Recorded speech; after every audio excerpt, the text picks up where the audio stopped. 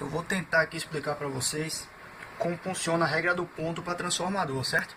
Eu vi que é um material que a gente não está achando muito na internet, na parte, assim, em relação a vídeos, e eu vou fazer aqui a teoria e também tem um vídeo, entendeu, explicando na prática. O que é que acontece?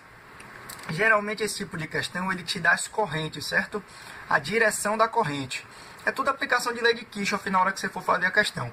Mas observe que ele te deu a corrente, tá vendo o sentido, ó? Essa corrente ela tá assim, tá vendo?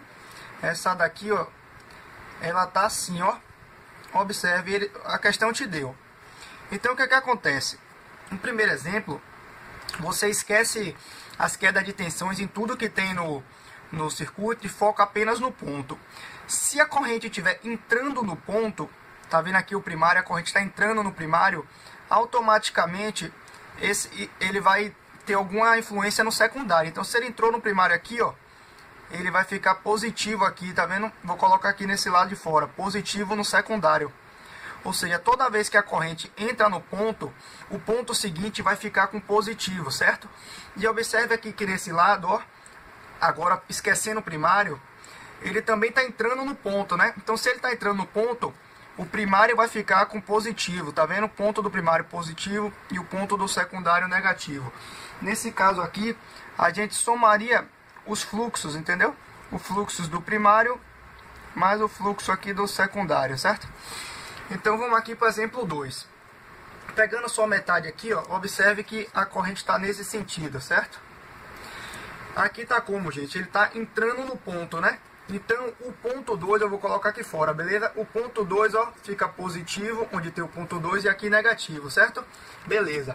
Agora a gente esquece tudo aqui, ó, e faz a corrente, tá vendo? Observe que ela não está entrando no ponto. Ela está entrando aqui no vazio, certo? Do indutor. Vamos chamar assim de vazio. Então, como ela está entrando aqui no vazio, e aqui é negativo, então o ponto do primário vai ficar com sinal de negativo, certo?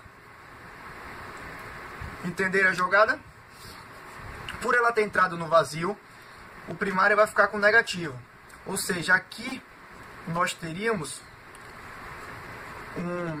não teríamos a soma de fluxo entre eles, teríamos a subtração. E agora o terceiro exemplo, para ver se vocês entenderam, observe, vocês, olha o sentido da corrente, o sentido da corrente está assim, né? Porque a questão deu, a questão sempre dá.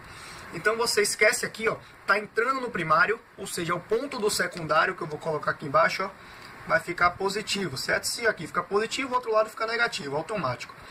Agora observe aqui que a questão tá assim, ó, ó a corrente do secundário como é que tá, tá vendo? Aí você esquece tudo aqui, ó, ela tá entrando no ponto, não tá, né? Ela tá entrando por cima. Se ela tá entrando por cima, isso aqui vai ficar negativo no primário. Ou seja, aqui no primário ficaria negativo e aqui ficaria positivo, certo?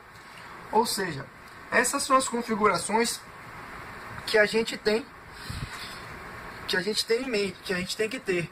E aqui também ficaria negativo esse fluxo, porque quando vocês verem a questão resolvida no próximo vídeo, vocês vão entender que além da queda de... Isso aqui é como se fosse uma queda de tensão no fluxo, mas você também tem as quedas de tensões nas resistências, certo? Na resistência, no indutor, no capacitor. Então assim, eu espero que vocês tenham entendido esse vídeo. Qualquer coisa vocês mandam uma dúvida, mas ficou muito claro. Um ponto, ele reflete a saída do outro ponto, entendeu? E aí, é questão de prática, gente. Se inscreva no meu canal, por favor. Muito obrigado por ter assistido e até a próxima.